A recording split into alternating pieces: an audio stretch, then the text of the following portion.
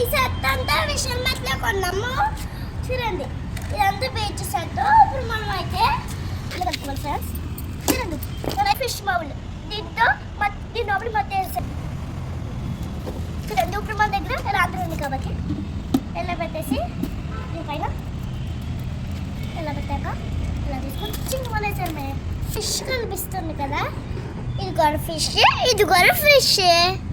4 types వచ్చి ఒక crab ఒక ఫిష్. చూడండి దీన్ని షేప్లన్నీ చేసి చూపిస్తాను.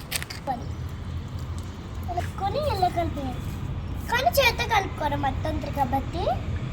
ఇప్పుడు నేనైతే ఇక్కడ దీంట్లో కలిపేసుకుంటాను.